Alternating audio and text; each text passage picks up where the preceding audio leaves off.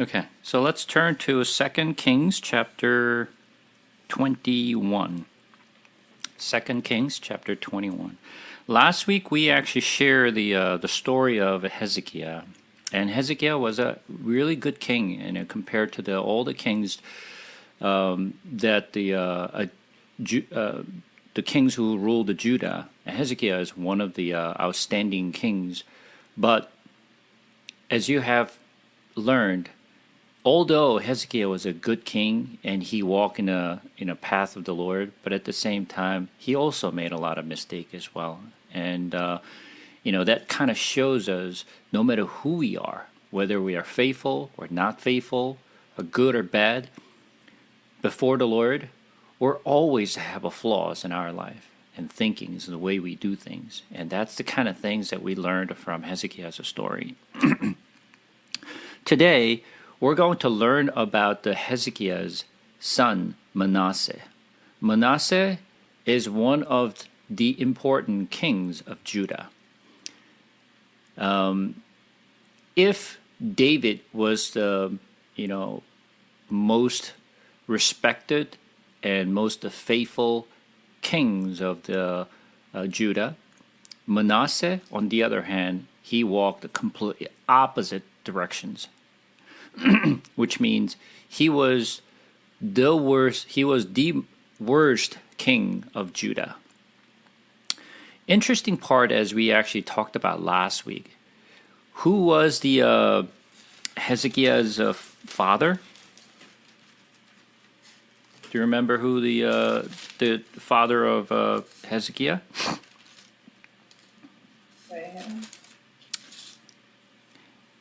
Ahaz. Right? Ahaz was Hezekiah's father. But how was Ahaz? As you know, he was not faithful at all. He was actually building all the high places, worshiping idols, and he was actually having burn his son, right? So he did all kinds of bad things. But out of that bad king or father, Hezekiah, when he became a king, he completely walked the opposite way as his father. He was very faithful. He was a complete different than how Ahaz actually walked. Now, next generation, Manasseh comes. Now we flip again. It was a completely opposite again. Now Manasseh was walking in a completely different directions than how Hezekiah walked. So let's just read the scripture first before we actually discuss. Manasseh was 12 years old when he began to reign, and he reigned 55 years in Jerusalem. His mother's name was Hephzibah, and he did what was evil in the sight of the Lord, according to the despicable practice of the nations whom the Lord drove out before the people of Israel. For he rebuilt the high places that Hezekiah's father had destroyed, has erected altar for Baals and made Azerah, and Ahab king of Israel had done, and worshipped all the host of heaven and served them. And he built altar in the house of the Lord, of which the Lord had said, In Jerusalem will I put my name? And he built altar for all the host of heaven in the two courses of the house of the Lord. And he burned his son as an offering, and used fortune telling and omens, and dealt with mediums, with necromancer. He did much evil in the sight of the Lord, provoking him to anger. And the carved image of Azerah that he had made, he set in the house of which the Lord said to David and Solomon his son, In this house and in Jerusalem, which I have chosen out of all the tribe of Israel, I will put my name forever. And I will not cause the feet of Israel to wander anyone out of the land that I give to their fathers, if only they will be careful to do according to all that I have commanded them, and according to all the law that my servant Moses commanded them. But they did not listen, Manasseh led them astray to do more evil than the nations that had done, whom the Lord destroyed before the people of Israel. So as you can see here, Manasseh, he became a king when he was 12 years old. Let's face it. What can 12 years old do? I mean, if you can remember, I mean, some of your, child is grown up so big, so you can't really tell or remember. But if you remember when your child was 12 years old, do you consider your child, 12 years old child, can rule the, country?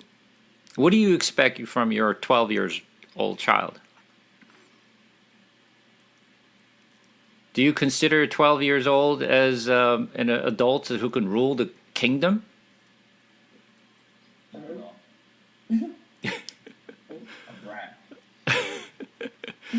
You still think you still think your child, the 12 years old kid is the child, right?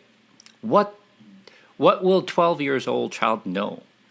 And imagine during that 12 years, of his life, what has he seen so far what his father had done? Of course, at the later time of Hezekiah, because he was old and he wasn't really doing much, right? So he didn't learn much from his father because all the good things that Hezekiah had done in the past, right? Manasseh has not seen it, for sure. But as you have seen, Hezekiah, on the other hand, when his father Ahaz was not a faithful king at all. Even though Hezekiah seen all the the malpractice of his father, but he walked the righteous path, not like his father. But Manasseh, he became a king, and when he was 12 years old, so he was still learning. So most likely he was not really influenced by his father, just like Hezekiah was not really influenced by his father either. So there are a couple of, kind of, I guess we can say guess. We don't know for sure because unfortunately this the scripture does not record it in detail. But for definitely, we can kind of see that Hezekiah's wife, which is Hephzibah, which is Manasseh's mother, might have actually influenced. Or the people in the palace might have actually influenced him. However he was influenced badly, right? He learned the most bad practice that God hates. So, this is one of the things that I want you to think about. Let me see if I can actually find the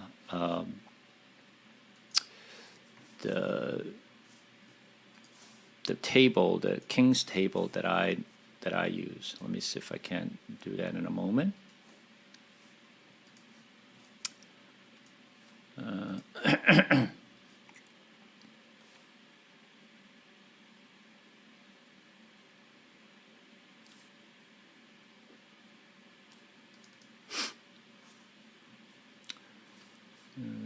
First King. Not the first king.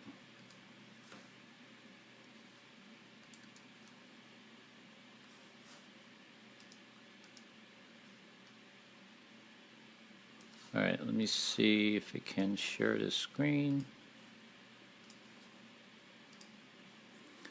Let me know if you see my screen. Yeah. Okay, so we have seen this, table throughout our, our sharing. But when you look at, So obviously, this right side with the green color, this is the Israel side. Left side, where you see like a yellow color, this is the kings of Judah.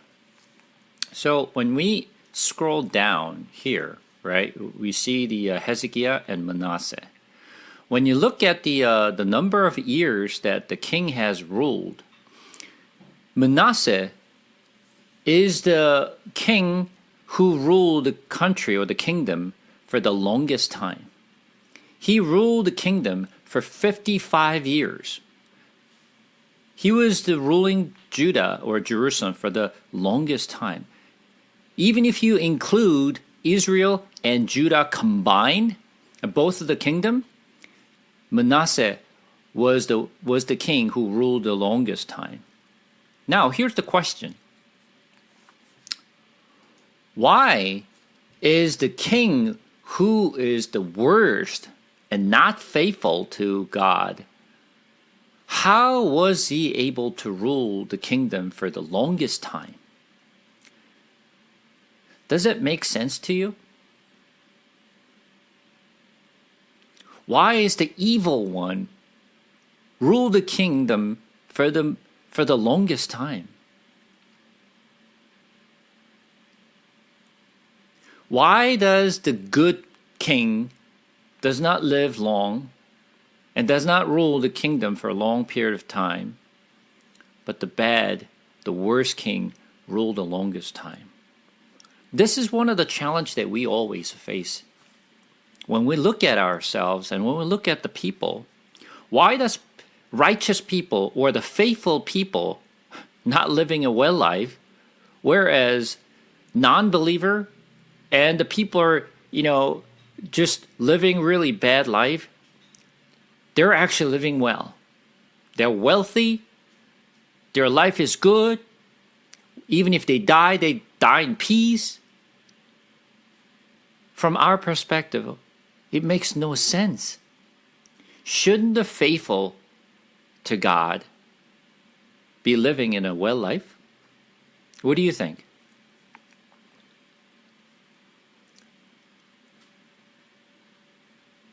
What do you think?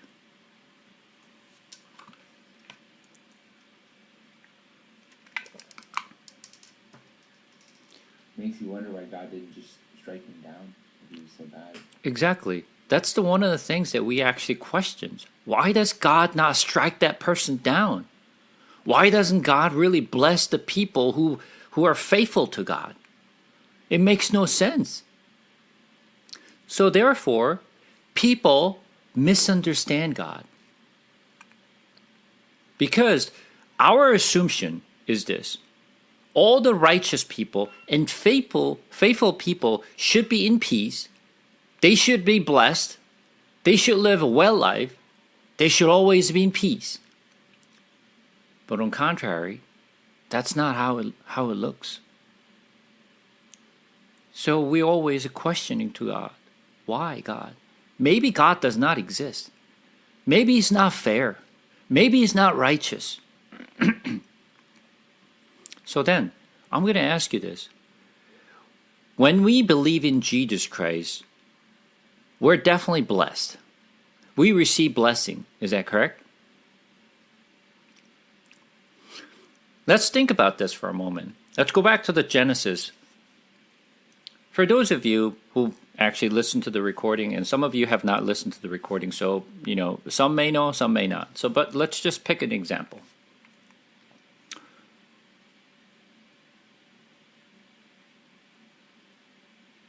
When you look at Jacob was one of the guy who actually chased after blessing.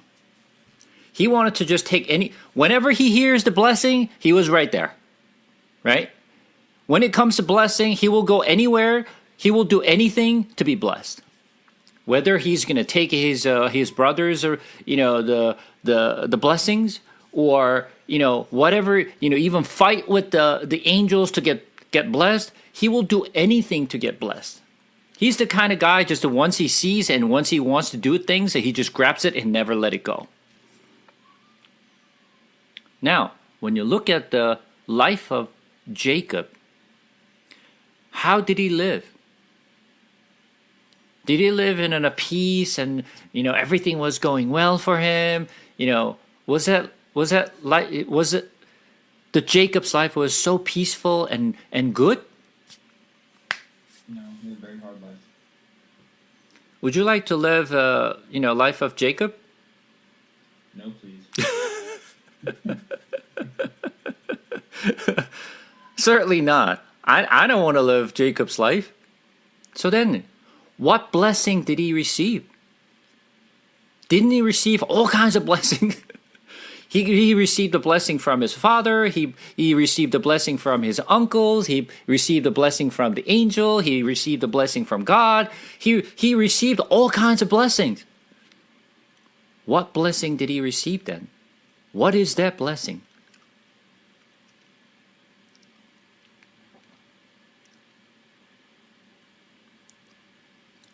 I think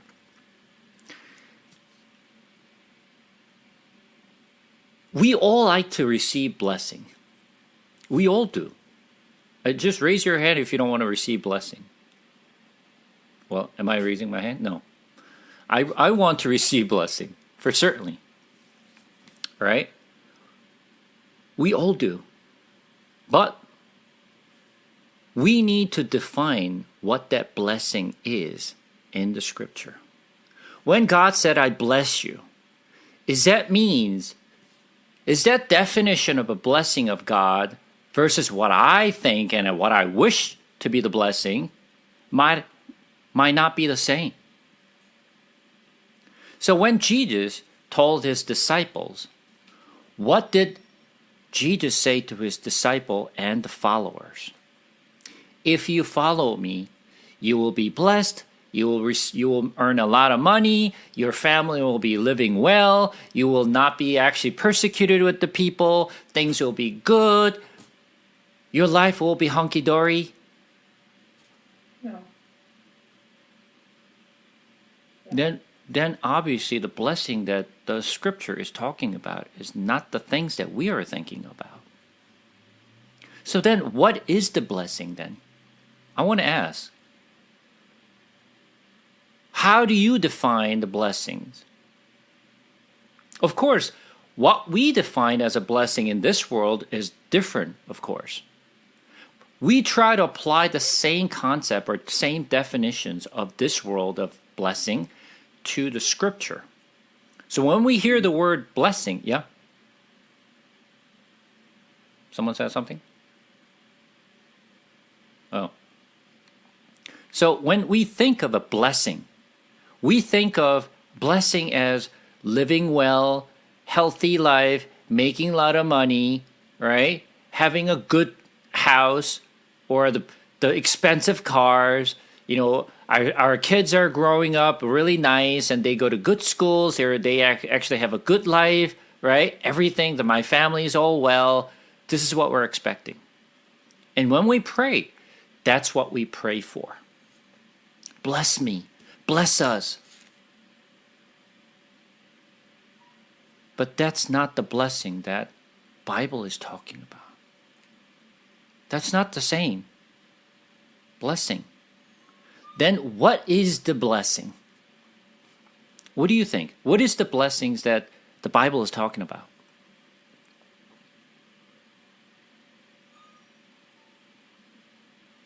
I think it's not that I think what the blessing is the Bible is talking about, but I think from God's perspective, whoever gets remembered by Him is blessed. So when we look at the history, when we look back for the last couple of thousand years or even longer, or like even before, so those people who actually his name stayed in history. So I think that's in God's world, in His book. But even though you could feel at the moment, you feel you had a good life, you have everything, but you're just nobody. So, but that's from human's point of view. Right? Mm-hmm. Mm-hmm. I remember a couple of weeks ago when you talked about. Sorry, my memory is bad, but I remember I was driving, like we were driving to pick up daughter. I was listening. So it is, you read it with many, many people's name. Mm-hmm. And they were like very capable people, and they seems to be very powerful, da da da da da. Yep. But none of them get remembered in the history and in the Bible. So Correct. that's why I think, depending on which perspective you look at it, the blessing from God will be in God's kingdom. And his name, like whoever's name, will be documented in his word. Absolutely correct. Absolutely correct, Amy. Thanks for sharing your thought. You're absolutely correct. The blessing in the Bible is walking with the Lord, and we are whoever has the Jesus in us and received the salvation. That's what blessing is. It's not having a well life in this world. That's not the blessing that the Bible is talking about. So we tend to really map our blessings as this secular word defines it as a blessing. But the scripture, on the other hand, actually keep talking to us. If you follow me, you will be persecuted. You will not live a good life.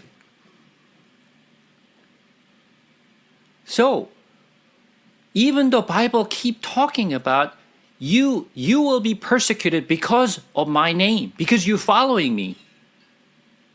And that's pretty much how the Christian history shows. So therefore, the blessings is not about living well life. The blessing in the Bible is following it with the Lord and whoever he has God in their heart. Especially for us, whoever has Jesus in them is blessing. You could have everything in this world, but don't have a Jesus, you're not blessed, according to the scripture. So the definition is very different. So let's come back to the story here. So Manasseh ruled the country the longest time. So just because he ruled the country for the longest time does not mean he was blessed. Definitely not. That's not how God sees as a blessing. So come back to chapter 21. What he did was, verse 2, and he did what was evil in the sight of the Lord according to despicable practice of the nations whom the Lord drove out before the people of Israel. So, how long did Hezekiah rule the kingdom? 29 years. He ruled 29 years. So then, I want you to think about this. While he was ruling for 29 years, obviously, he was actually encouraging people to follow God's law. So there was the Levites, priests, and people were talking about following the God's law. But when Manasseh took over the kingdom, he literally drove that out and brought all this malpractice to his country. What he did was he built all the high places his father had destroyed. Right? And then verse 4 says, and he built altar in the house of the Lord, of which the Lord had said, in Jerusalem will I put my name. Where he put the high places is in the Lord's temple, which is the worst thing that you would do. Not only that, verse 6 says, he burned his sons as an offering and used the fortune telling and omens and dealt with mediums and with necromancer. He did much evil in the sight of the Lord, provoking him to anger. So he did all the evil things. That's not the end. When you look at this, verse 8, and I will not cause the feet of Israel to wander anymore out of the land that I gave to to their fathers, if only they will be careful to do according to all that I have commanded them, and according to all the law that my servant Moses commanded them. But they did not listen. Here's the major problem. It's not like God is not talking to them. It is not like God is not letting them know. He's giving the warnings.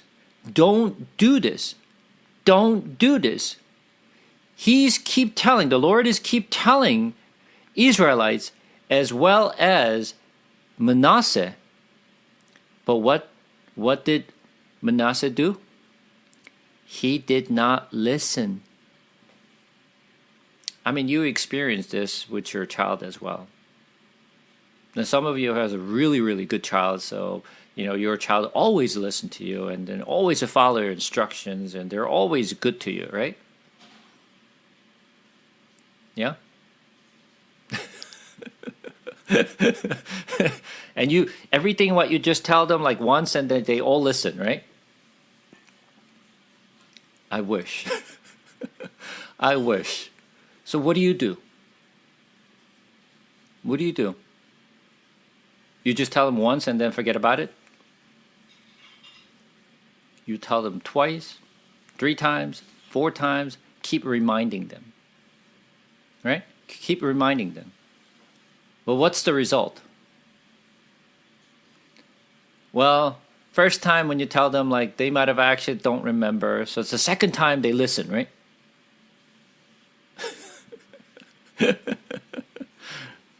Not really. Right? No matter how many times we tell them, they said sometimes, yeah, I got it, yeah. But that's not what they do. Same exact thing. God is speaking to Manasseh and the Israelites, but they will not listen. After you give the several warnings, and I said, don't do this. And then I keep repeating multiple times. But if they don't listen, what do you do? Well, first of all, no matter what actions you take, obviously it upsets you because they don't listen, right? Same thing with God. Same thing with God. They don't listen, and it upsets the Lord, provoking the Lord.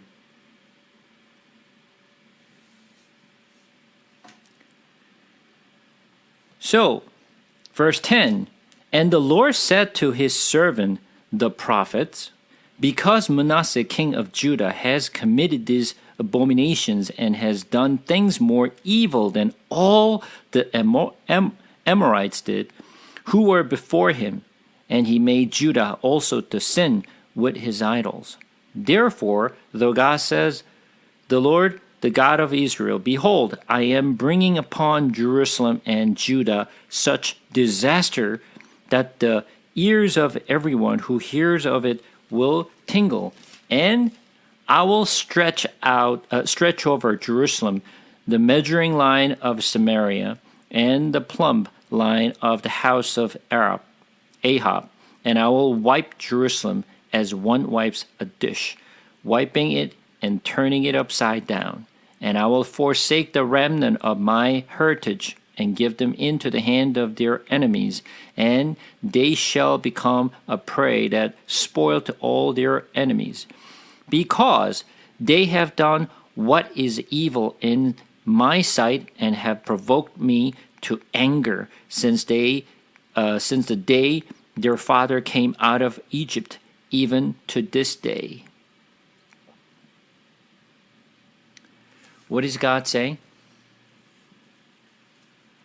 He sent his prophets and gave last warning. Right? And what is he saying? I will not tolerate anymore. I will not tolerate anymore. This is it. I'm done. I'm through. I'm going to punish you. So, I am going to destroy Jerusalem. Now the question is this. Is that because of just Manasseh? Or just because of the Manasseh and the Israelite? It's both, right? So then, let's think about it. When Hezekiah was ruling the kingdom, right? Because of Hezekiah, everyone, they kept the law, right? They celebrate the feast. They follow the Moses law. But because of Manasseh took over the kingdom and started ruling the country, everyone went back to the old way, to worshiping the idol. So how important is it for the leader or the king to influence his own people? One person, because of the Hezekiah, the whole country of Judah, including the Israel, was refreshed when Hezekiah invited the people to join the Passover, not only from people from Judah, also from Israel, from Dan to Beersheba. People all came together to celebrate the Passover because of Hezekiah, the king. Now this time, because of Manasseh, everything was destroyed. How important is it for one person to either make the whole Israelites to go astray or bring them back to the Lord because of one person? How powerful is it to have the right leader and right king to influence all other people? Now, what do you think that if the one of the church leader, if the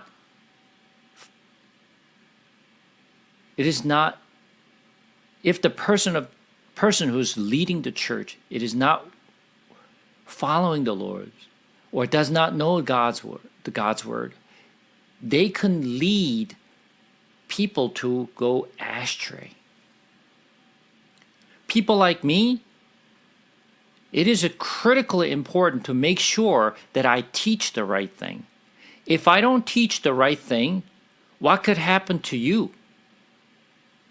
Of course, you guys are much smarter than me, so that you can tell, like, yeah, he's teaching the all wrong thing and it's all crap. You will know. But it's important. Whoever teaches the Bible, whoever leads the people, does not know the word, they could destroy other people. Not only I'm destroyed, but also destroying others. So, let's take a look at Matthew for a second. Matthew.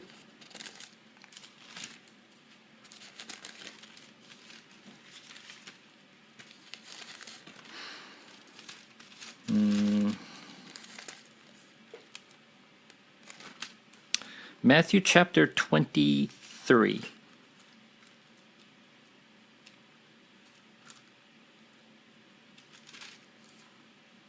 Matthew chapter 23.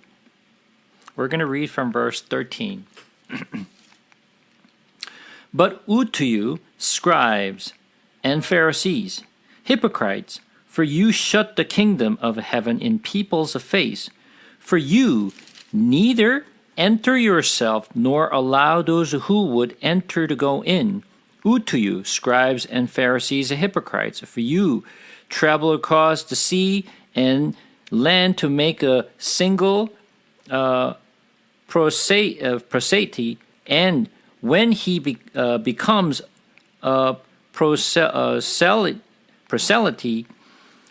you make him twice as much you make him twice as much a child of hell as yourselves. What is Jesus saying to the Pharisees and the scribes? not only you are not going to heaven, but you're blocking other people's way to go to heaven. And whoever you teach others, you're making even worse than you. You're making them as the child of evil one. So, I want you to think about this. How important is it for the leader to lead the people to the right place? Especially people who are teaching the Bible, you have to be extremely careful about what you are teaching. Because if you don't teach them right, you can actually make them worse than you are, or you can make them a child of evil if you don't teach them right. So you have to know the Bible before you can go and teach. You can't just teach for the sake of teaching. Of course, you can narrow down and you can limit of what you can teach for what you know for sure. But you can't talk about the things that you don't know. So therefore, Manasseh, as a leader, as the king, and not only he was evil child, but also he made all the people of Judah and Jerusalem to follow his way. And God was extremely angry with that. And he could not forgive that. Because not only he was evil child, but also he made the people of Israel to follow him. So, now I want to ask you this. Was God just didn't like the Judah and he struck the Judah? Or God was trying to just to bring them back and giving them warning to return back to him, but they would not listen? I mentioned this to you many times. Many of us believe that when we read the Old Testament, God was always mad. He's a striking. He was just destroying people and killing people. And he's just scared. He's a scary God. But I want you to know, God did not do this without giving any warnings. God always warned them. And he sent so many prophets. But they would not listen. And God had no choice. They did not give any choice to the Lord, and God had to do what he had to do. So it is not always God who's striking the Judah or Israel. God was doing his best to bring them back. So, can God turn people of Judah or the king of Judah to turn their heart? No, even God cannot. Does God love Judah? Absolutely he does. Even though he loves them dearly, but he cannot change their heart.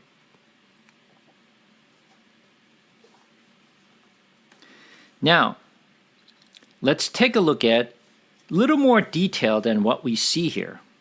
Let's go to 2 Chronicle, chapter 33. 2 Chronicle, chapter 33.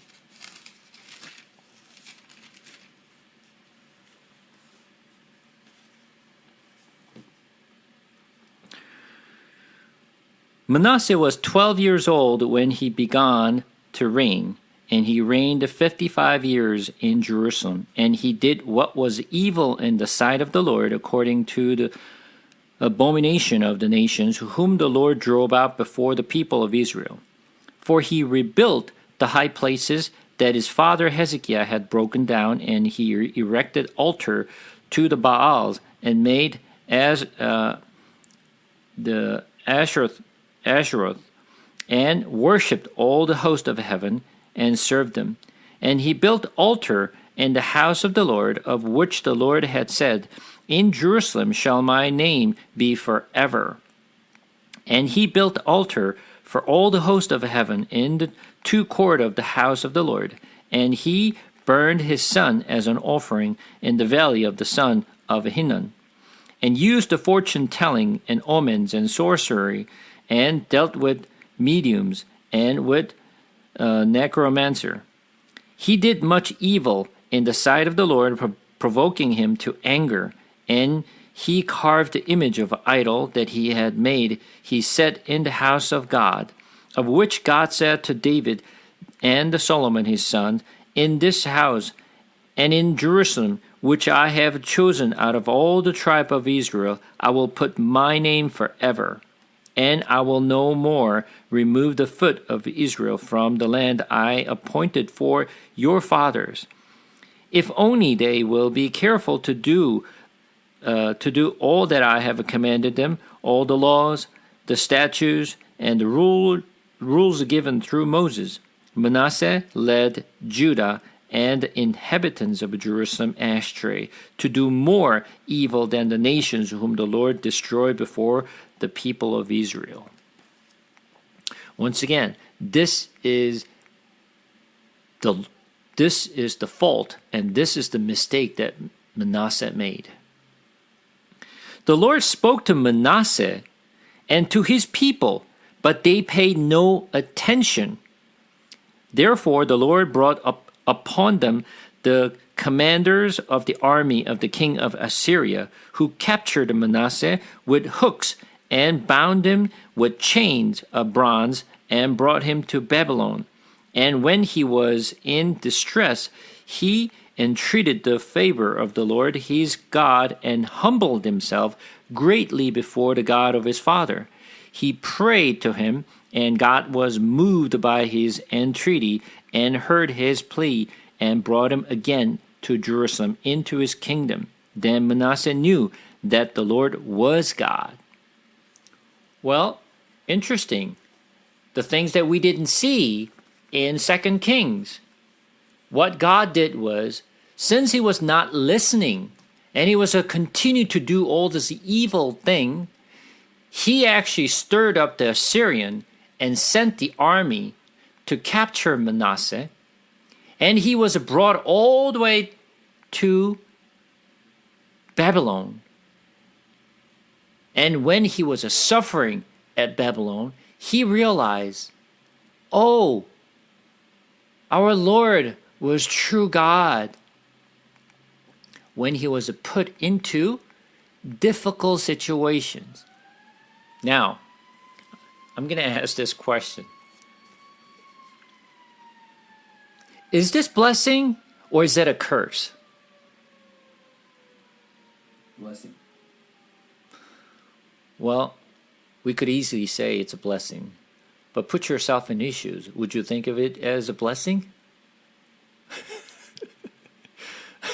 It's easy for us to say, yeah, that was blessing for Manasseh. But if you are the one who are dragged into Babylon and beaten up and put into the dungeon for a long period of time, you would never think of it as a blessing.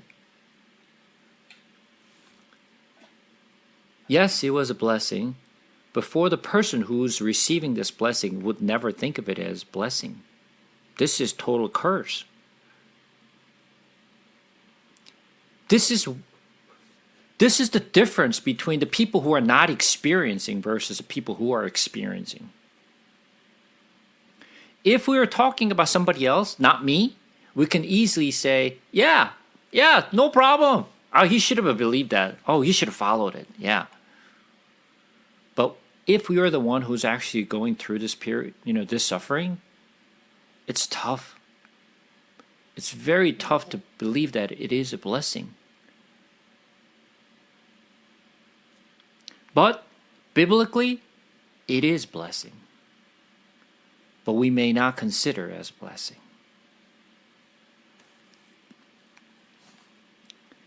So, important part is this.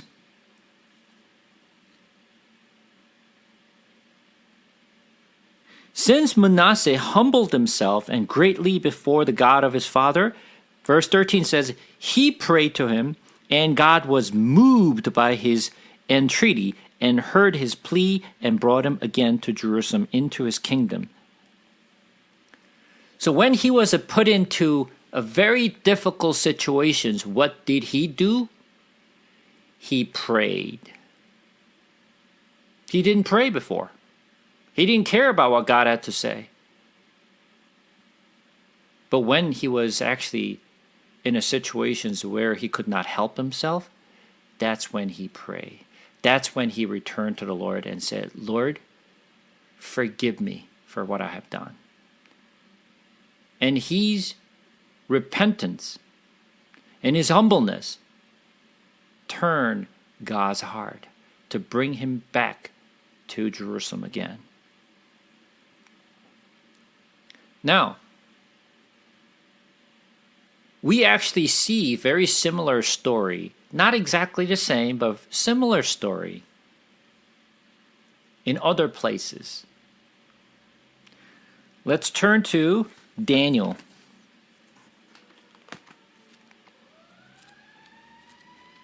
Let's turn to Daniel.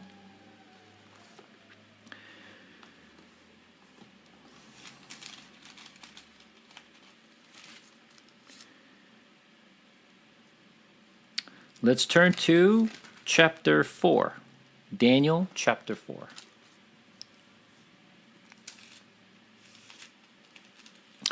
When you look at the Daniel chapter 4, this is about Nebuchadnezzar's dreams, and Daniel interprets his dreams. So,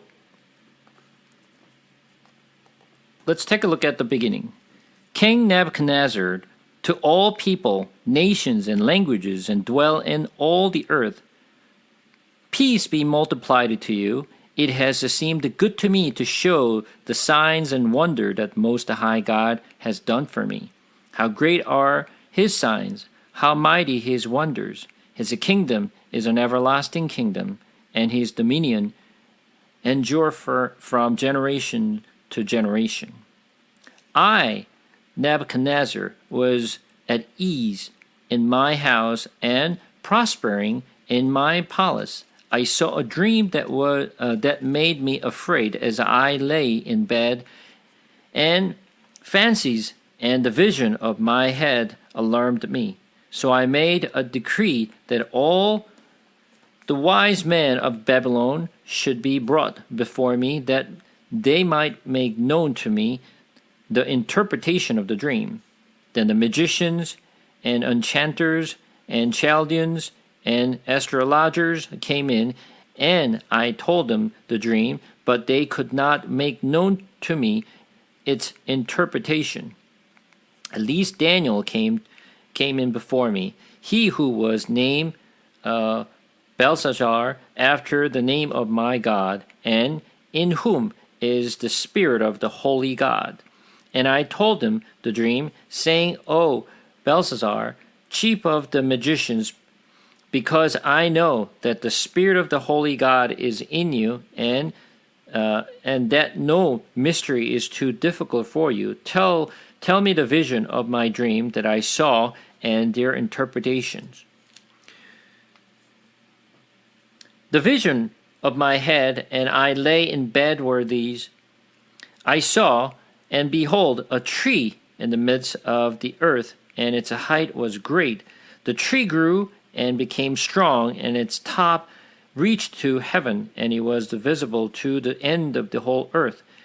And leaves were beautiful, and its fruit abundant, and it was a food for all. The beasts of the field found shade under it, and the birds of the heavens lived in its branches, and all flesh was fled from it. I saw in the vision of my head as I lay in bed, and behold, a watcher, a holy one, came down from heaven. He proclaimed around and said, chop down the tree and top of its branches, strip off its leaves and scatter its fruit. Let the beast flee from under it and the birds from its branches. But leaves and a stump of its root in the earth.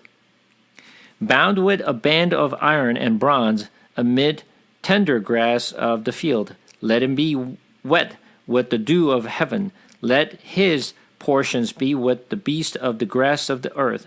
Let his mind be changed from a man's, and let's a beast mind be given to him. And let 7 period of time pass over him. The sentence is by the decree of the watchers.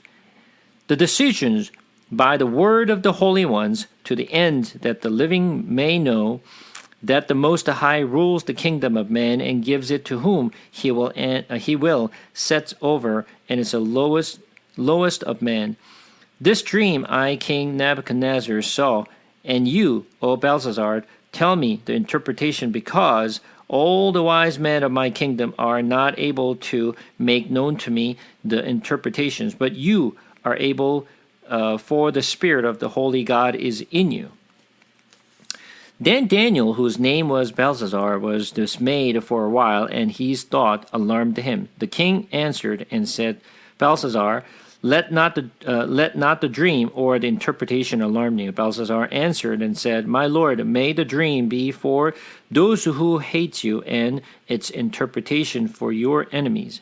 The tree you saw, which grew and became strong, so that its top reaches to heaven, and it was visible to the ends of the whole earth. Whole leaves were beautiful, and its fruit abundant, and which was food for all, under which beasts of the field found a shade, and in whose branches the birds of the heavens lived. It is you, King, who have grown and become strong. Your greatness has grown and reaches to heaven, and your dominions to the ends of the earth. And because the king saw a watcher, a holy one, coming down from heaven, and saying, Chop down the tree and destroy it, but have the stump of its roots in the earth, bound with the band of iron and bronze in the tender grass of the field, and let him be wet with the dew of the heavens, and let the portions be with the beast of the field till 7 period of time pass over him. This is the interpretation, O king. It is decree of the Most High, which has come upon my lord the king, that you shall be driven from among men, and you will dwelling shall be with the beast of the field. You shall be made to eat grass like an ox, and you shall be wet with the dew of heavens, and the 7 period of time shall pass over you, till you know that the Most High ruled the kingdom of man, and gave it to whom he will. And as if was commanded to heaven, the stump of the roots of the tree, your kingdom shall be confirmed for you from the time that you know that heaven rules. Therefore, O king, let my counsel be acceptable to you. Break off your sins by practicing righteousness, and your iniquities by showing mercy to the oppressed, that there may perhaps be the lengthening of your prosperity. All this came upon King Nebuchadnezzar. At the end of 12 months, he was walking on the roof of the royal palace of Babylon, and the king answered and said, It is not this great Babylon which I have built by my might power as a royal residence for the glory of my majesty. While the word were still in the king's mouth, there fell a voice from heaven, O King Nebuchadnezzar, to you it is spoken.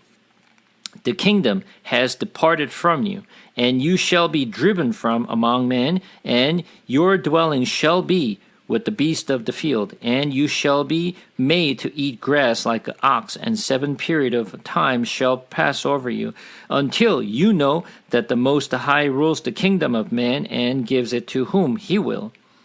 Immediately the word was fulfilled against Nebuchadnezzar. He was driven from among men, and ate grass like an ox, and his body was wet with the dew of heaven, till his hair grew as long as eagle's feather, and his nails were like a bird's claws. At the end of the days, I, Nebuchadnezzar, lifted my eyes to heaven, and my reasons returned to me. And I bless the Most High and praise and honor him who lives forever. For his dominion is everlasting dominions, and his kingdom endure from generation to generation. All the inhabitants of the earth are accounted as nothing. And he does according to his will among the most of heaven and among the inhabitants of the earth. And none can stay his hand or say to him, "What have you done?" At the same time, my reason returned to me, and for the glory of my kingdom, my majesty and splendor returned to me. My counselors and my Lord sought me, and I was established in my kingdom. And still more greatness was added to me.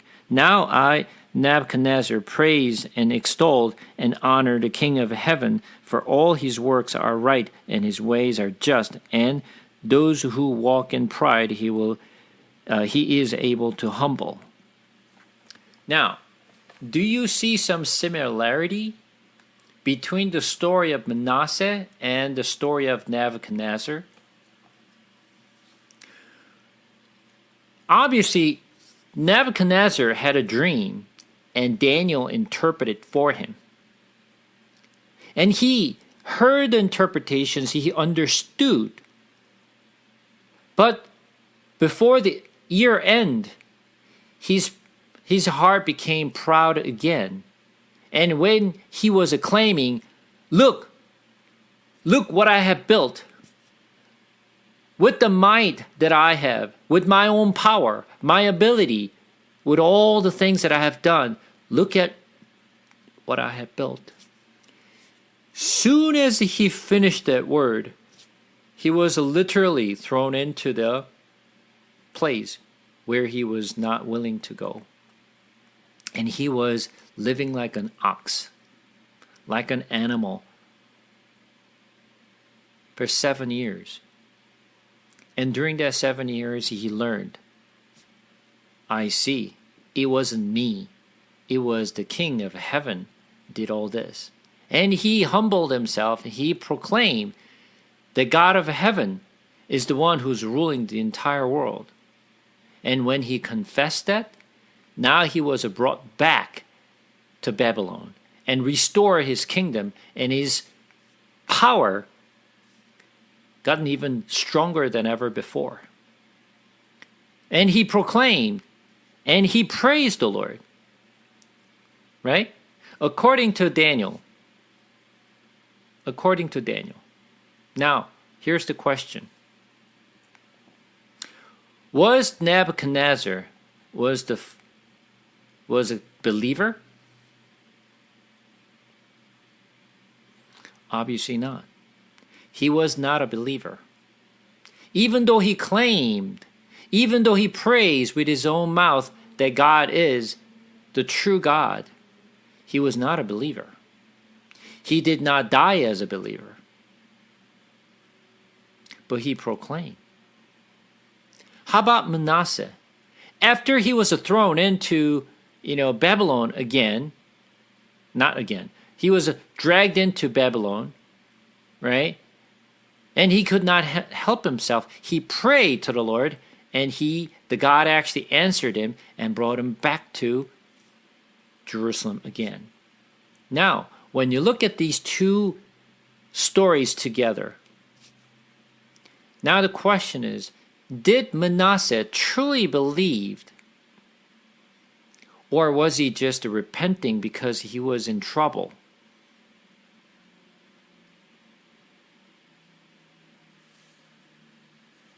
Even though he confessed the Lord is true Lord.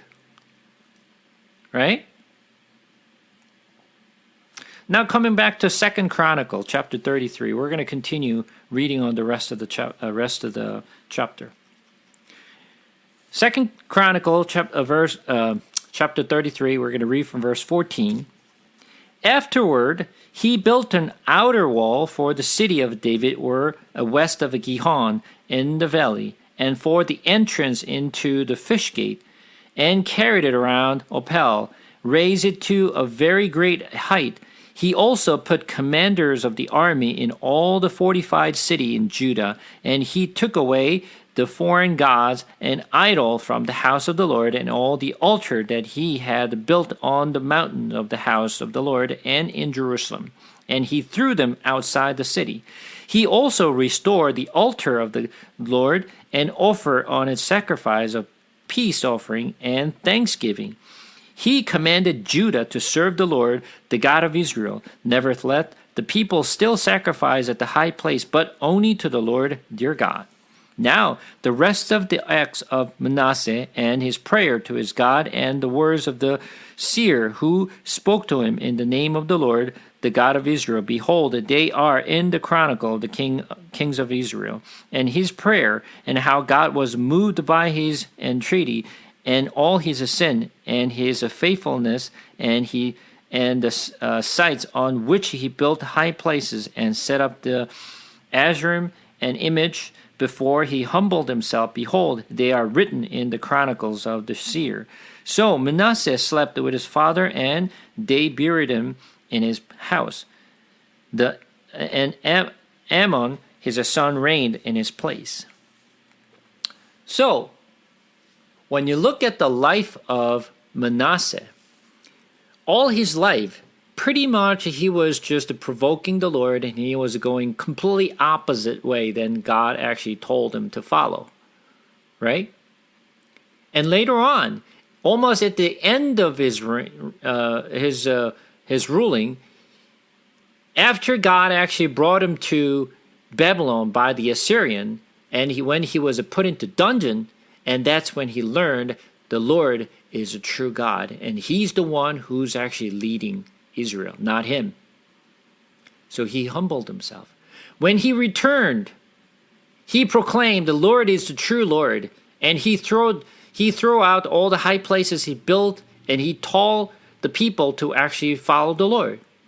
So at the end, as a matter of fact, he did right thing, which is completely opposite than his father Hezekiah, also Solomon. Solomon was a good king, and he started off with the very good things. He built the Lord's temple, and he actually worshipped the Lord, and he received the wisdoms, and he did all these good things.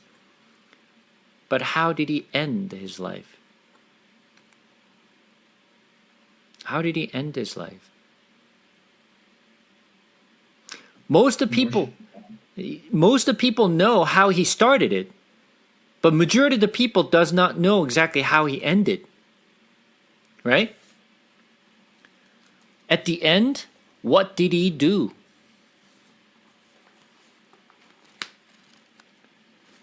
Let's take a look at how his life ended.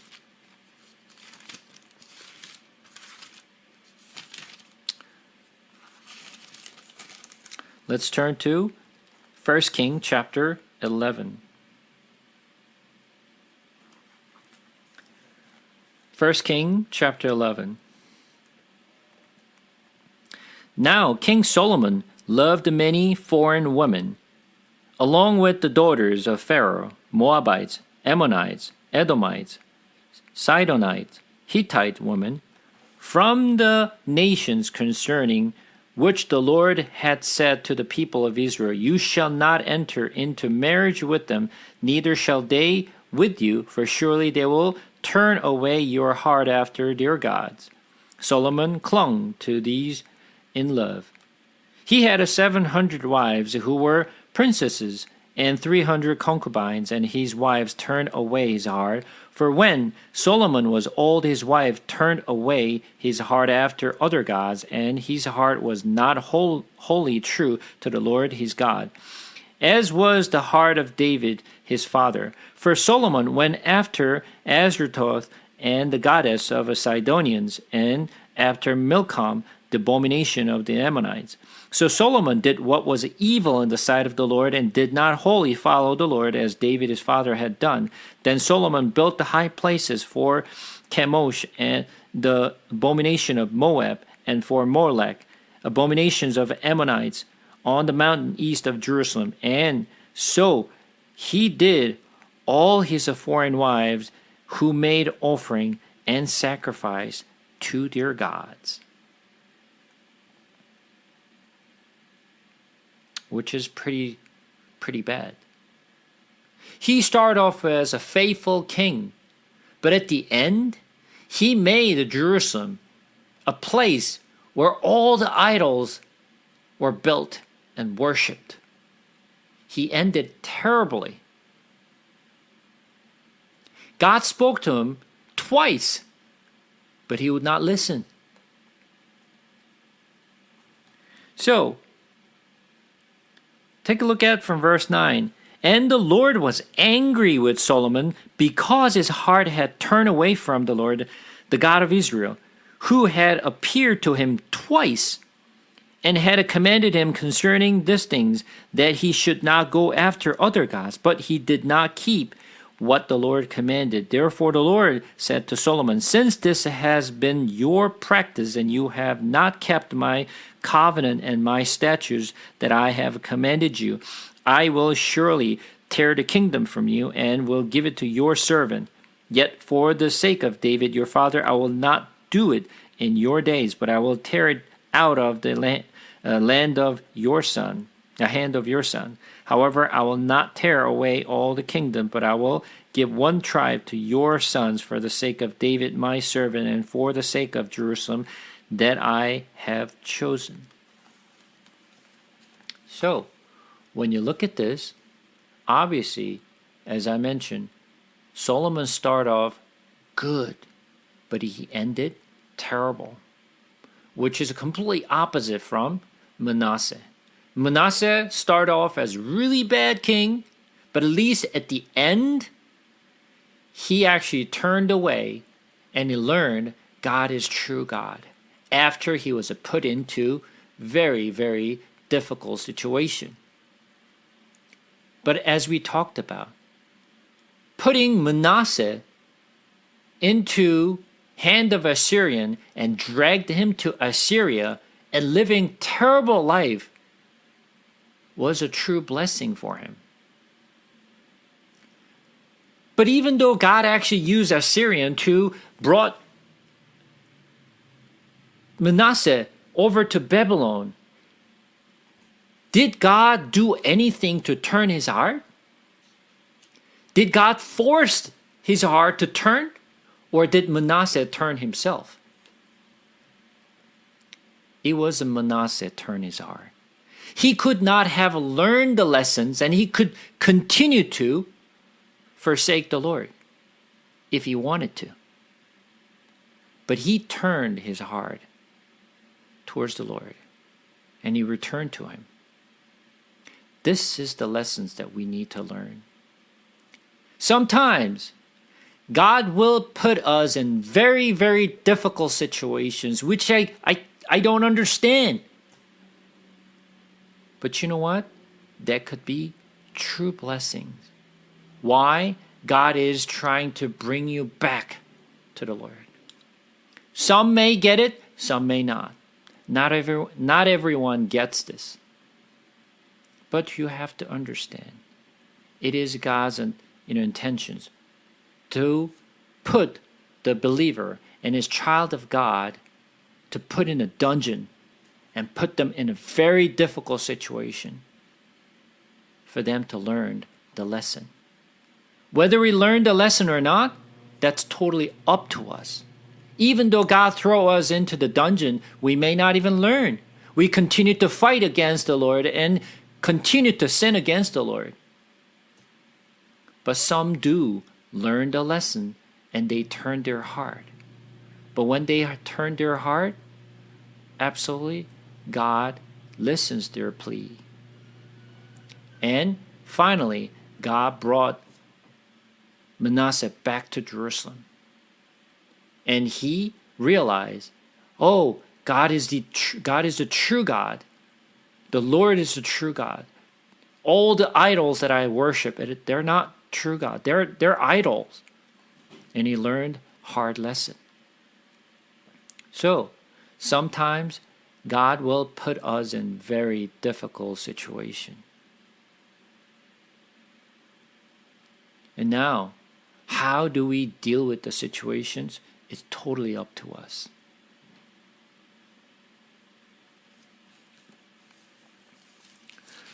Coming back to 2 King.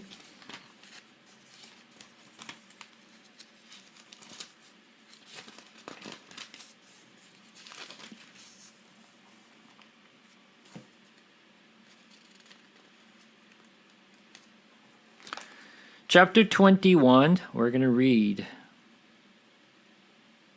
verse 19.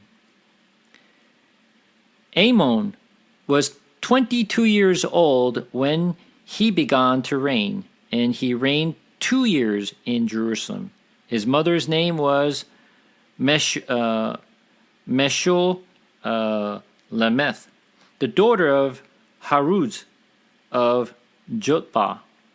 And he did what was evil in the sight of the Lord, as Manasseh his father had done. He walked in all the way in which his father walked, and served the idol that his father served and worshipped. He abandoned the Lord and God of his father, and did not walk in the way of the Lord. And the servant of Ammon conspired against him, and put the king to death in his house. But the people of the land struck down all those who had conspired against the king Ammon, and the people of the land made Joshua his son king in his place. Now the rest of the acts of Ammon that he did, are they not written in the books of a chronicle of the kings of Judah? And he was buried in his tomb in the garden of Uzzah, and Joshua his son reigned in his place. Now, Amon became a king after Manasseh. Now, Manasseh at least turned his heart, and he returned to the Lord. But what did Amon his son learn? Nothing. And he was literally following all the bad practice that his father had done at the beginning. Once again, last week I mentioned, and I mentioned this to you, just because his father was a faithful or bad does not really mean their children's going to be either faithful or unfaithful. It is everyone in individual hearts, as an individual, need to either follow or choose to follow or not. It's totally up to the person. Of course, we can certainly influence, but as you can see here, they're not really influenced by their parents, right? It clearly tells us that they're not truly following their parents' way. Good king have a bad king after that, or bad king after that. There's a good king. So let's turn to 2 Chronicle again, one more time.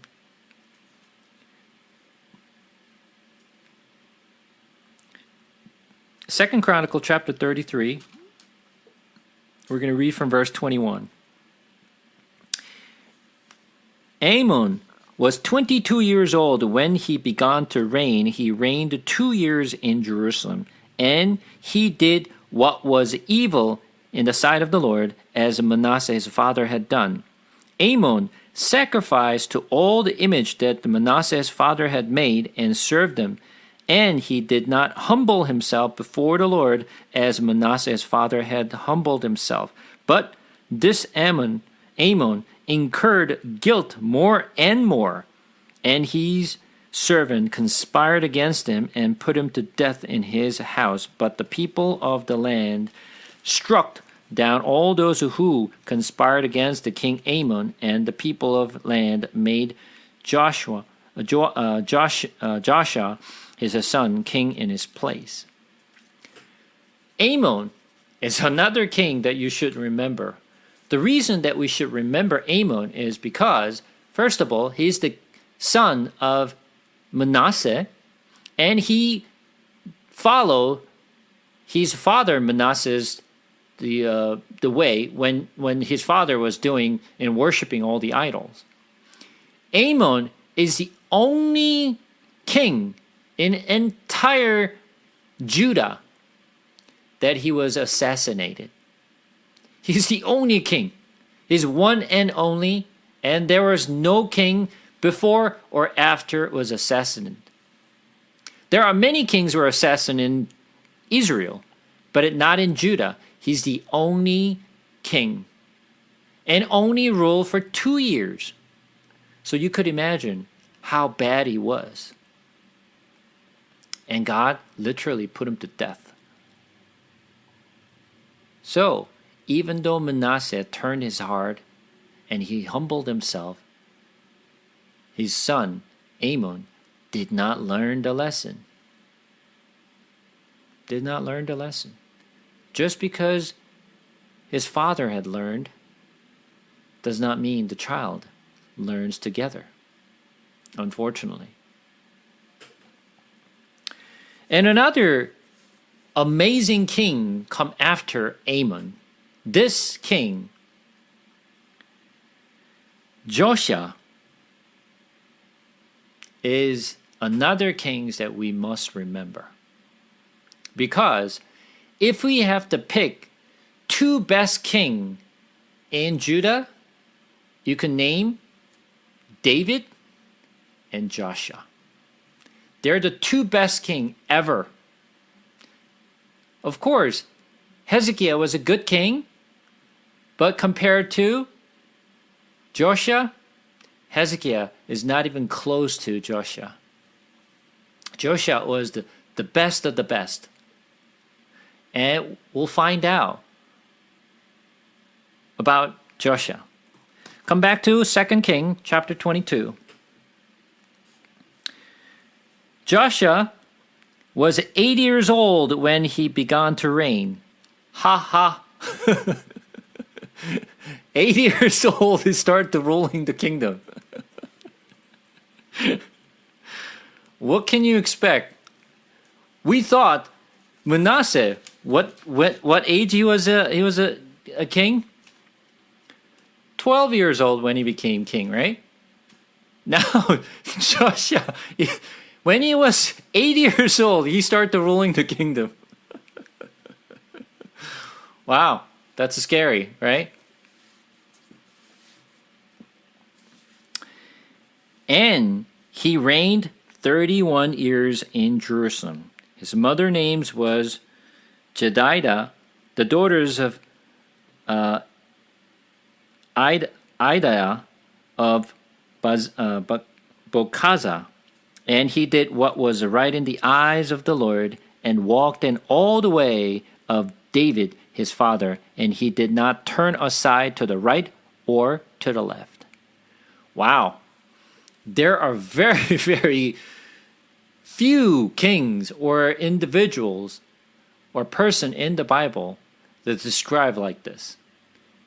Literally, he did not turn aside to the right or to the left.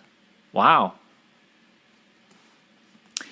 In the 18th year of King Joshua, the king sent Shaphan, the son of Azaliah, son of Meshullam, the secretary to the house of the Lord, saying, "Go up to Hilkiah the high priest, and he may count the money that has been brought into the house of the Lord, which the keepers of threshold have collected from the people.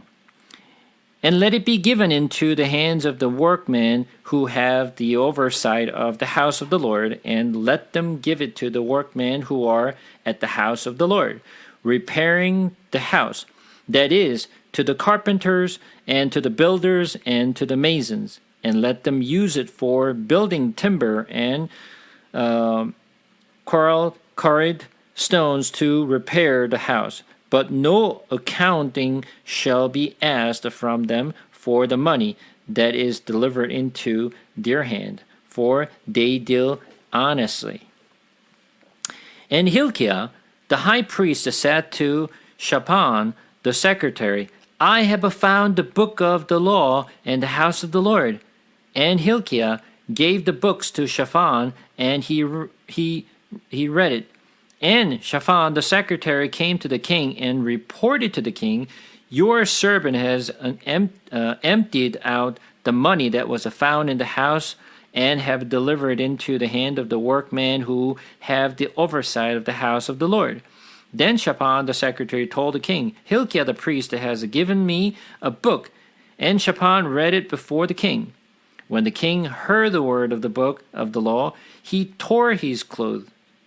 And the king commanded Hilkiah the priest and Ahikam the son of Shaphan and Akbor the son of Micaiah, the Shaphan the secretary, and Asaiah the king's servant, saying, Go inquire of the Lord for me and for the people and for the Judah concerning the word of this book that has been found. For great is the wrath of the Lord that is kindled against us, because our fathers have not obeyed the words of this book, to do according to all that is written concerning us.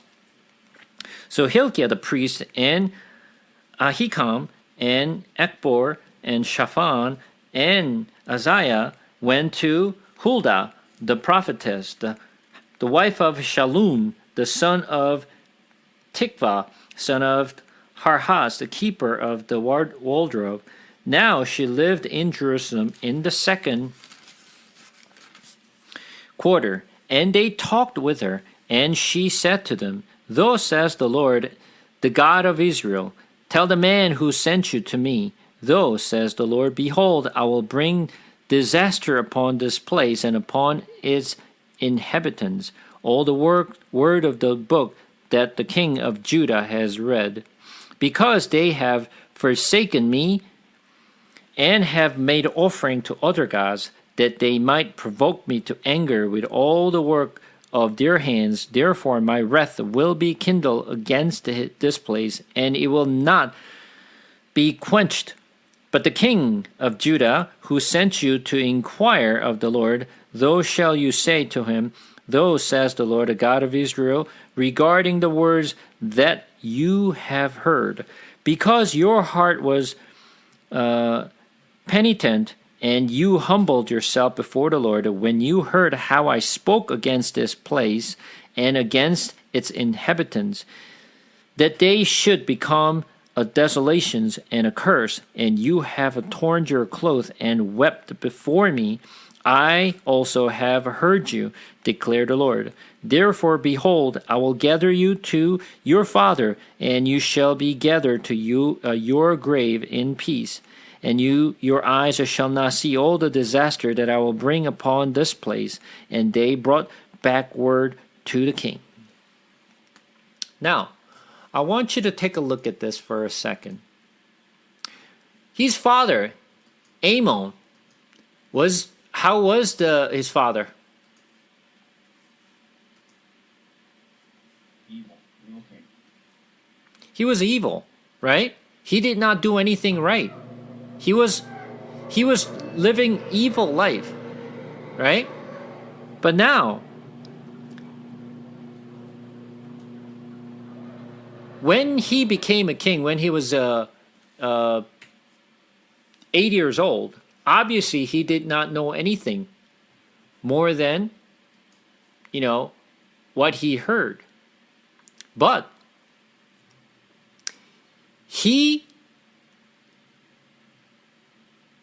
before we talk about Yosha, who found the book of the law?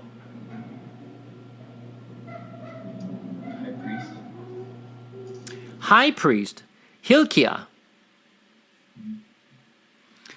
If he is the high priest, right? Should the high priest know what the law of God? But he never knew. He never saw. He never read. He's a high priest, but he doesn't know anything about the Moses law. So then what is it? How can he be acting as a high priest then? Unqualified.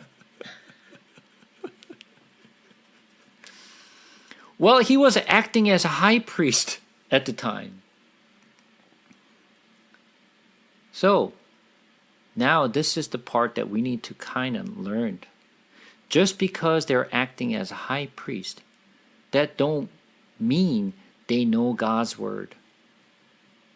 Just because they're acting as a high priest does not mean they know anything about God or the word of the Lord or the law of Moses. They can still acting as a high priest. No problem. And they saw the Bible or they saw the book of the Moses. What is this? What is this? I've never seen this before. How did this happen? No one taught the law as Moses instructed. For 57 years, they forgot about Moses' law. Because when Manasseh was ruling, right, he just completely ignored God's law and he destroyed everything. So he didn't even know there was the book of the Lord. Even though he repent, right, he still didn't know anything about the book of the law. Of course, his son does not know anything about it. Amon, right? And Hezekiah, even highest priest, did not even know the book of the law exists. And they found it by accident. And they read it. What is this? Let's take a look at this. So even today, you could be called as whatever title without knowing God's words. You could be a pastor. You could be a teacher. You could be a leader, but may not know God's word. But still, the leader, which is a scary part. But important part, when they read it, they were so shocked and surprised. Wow, what is this? And they took it to the king, Joshua. And then when they read this book of the law, what was the reaction of Joshua? Tore his clothes in distress. He was tore his clothes. He realized that, oh my God. Until that point, how old is he now? How old is he?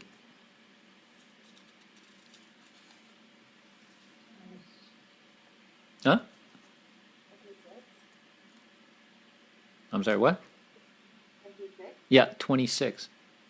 He's 26 years old. Because when he became a king, he was 80 years old, and he was ruling for 18 years, right? So it's 26 years. For the last 18 years, did he know anything about God's law? He didn't know anything about God's law. Never even heard of it.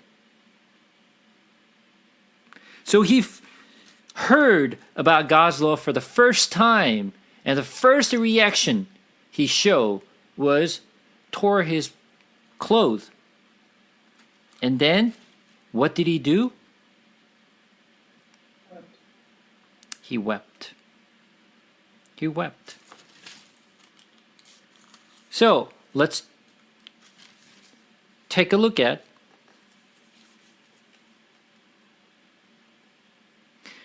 what God said in verse 19 says, because your heart was penitent and you humbled yourself before the Lord, and when you heard how I spoke against this place and against its inhabitants, that they should become a desolation and a curse, and you have torn your clothes and wept before me, I have also heard you, declare the Lord.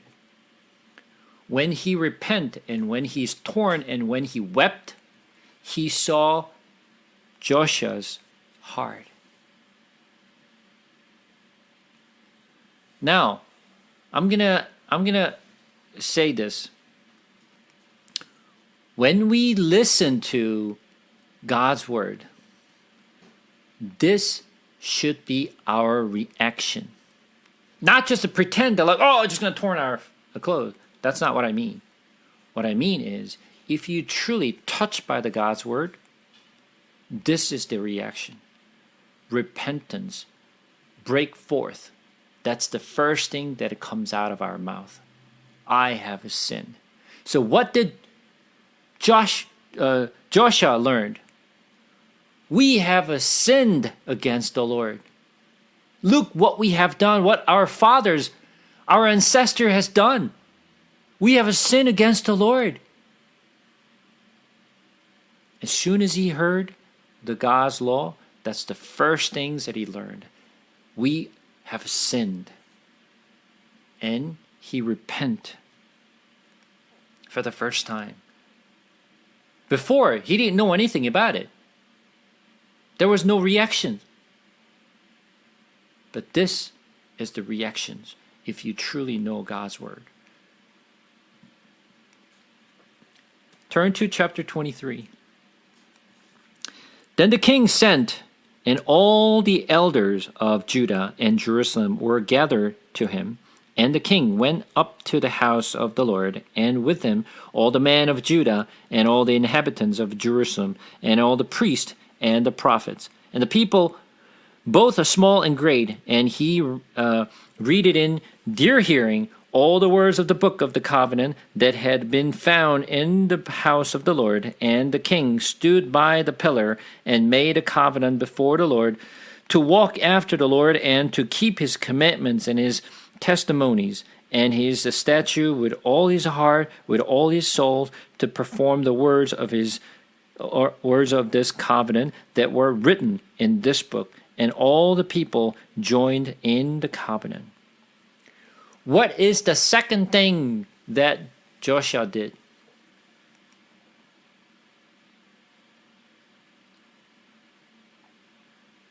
He did as Moses instructed, gathered everyone together and taught the law. He read the book of the law to the people. What is the first things that we should do?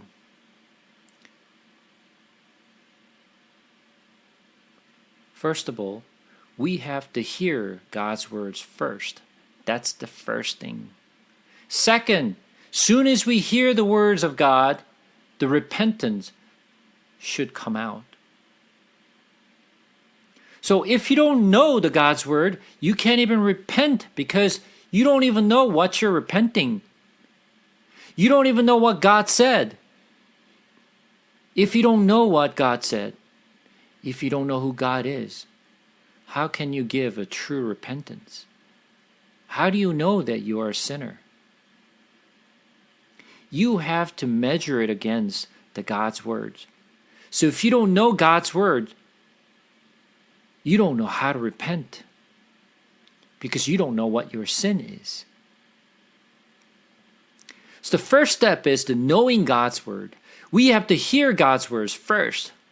This is the beginning of our journey. This is the beginning of our faith. If you don't know the God's word, you don't even know whether your faith is true faith. You don't even know what you're believing because you don't know God's words. So our foundations, our basis of our faith must be the word. Remember I mentioned about where should we build our house? Where should we build our house? On sand or on the rock?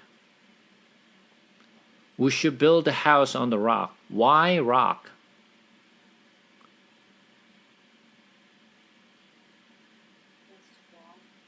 It is strong. It's a strong foundation. Right? We have to build a house on rock, not on sand. But I mentioned, what is that rock? Jesus. It's Jesus. Jesus is the Word. Jesus is the Word, as the John chapter 1 says. So if you don't know the Word, your foundation is not there. You're building your house on sand. In order for us to build our house on rock and on Jesus, that means you must know God's word. If you don't know God's word, you will never be able to build your house on rock. So you have to know Jesus, and in order for us to know Jesus, you have to know the word.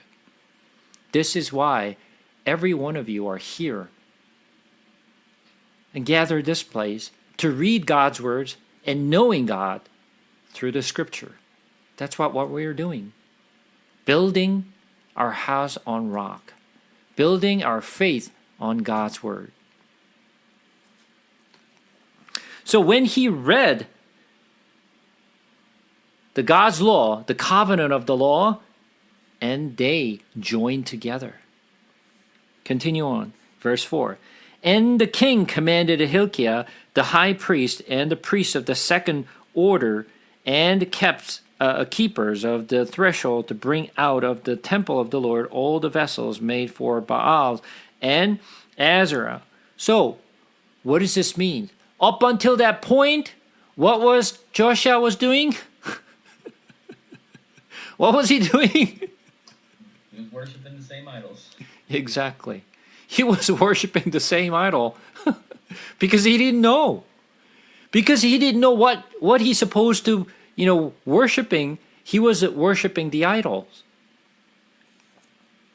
And for all the host of heaven, he burned them outside Jerusalem in the fields of the Kidron and carried their ashes to Bethel.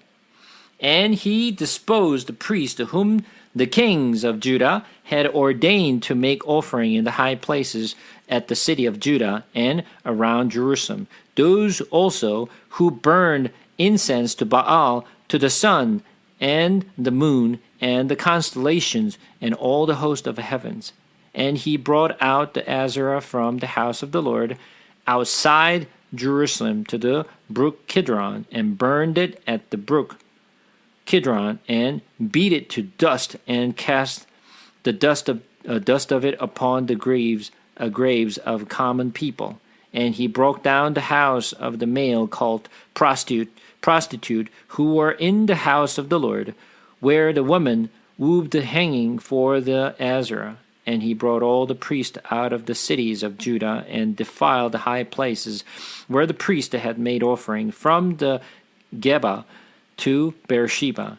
And he broke down the high places of the gates that were at the entrance of the gate of Joshua, the governor of the city, which were on one's left at the gate of the city. However, the priests of the high place did not come up to the altar to the Lord in Jerusalem, but they ate unleavened bread among their brothers.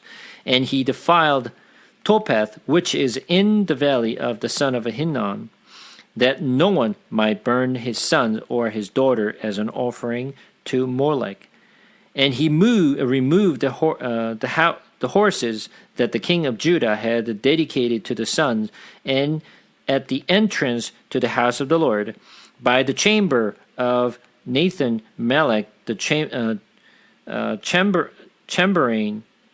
chamberlain, which was in the precinct, that he burned the chariots of the sons with fire, and the altar on the roof of the upper chamber of Ahaz, which the king of Judah had made, the altar that Manasseh had made it in the two court of the house of the Lord, he pulled down and broke in pieces, and cast the dust of them into the brook Kidron.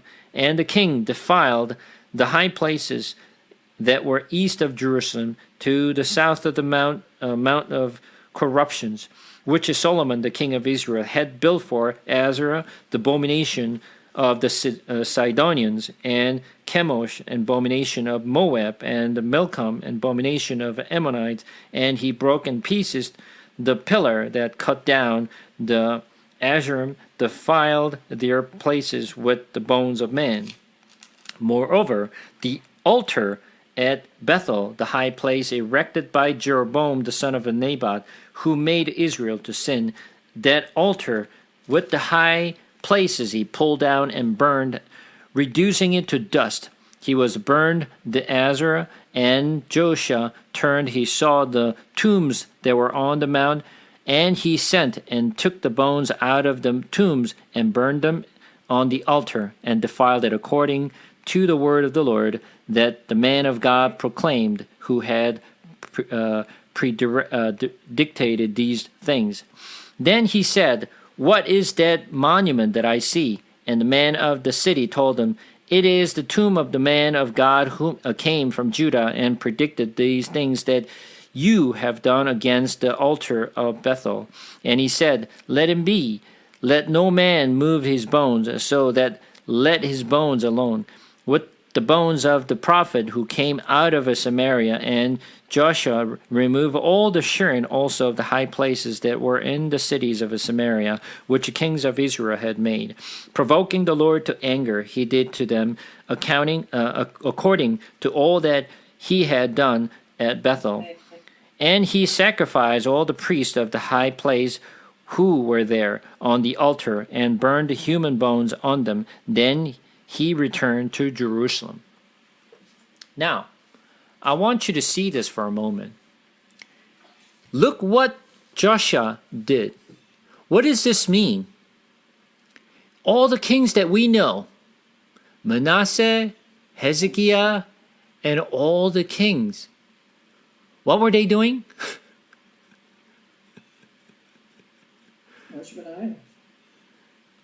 They had all this stuff from long ago, which means they kept it.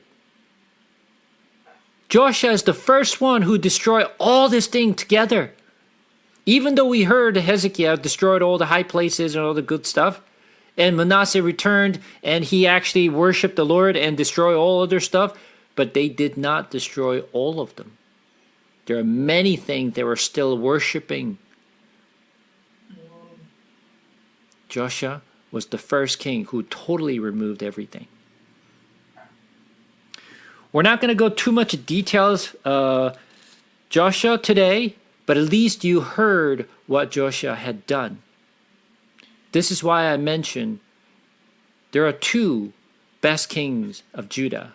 One was David, second one was Joshua, out of all their kings. And we're going to learn more details of Joshua next week and what he had done. But definitely, this is something we should learn about Joshua. So far, we just cover some portions of Manasseh, Amon, and Joshua. But let's save the story of Joshua more till next week. Any questions?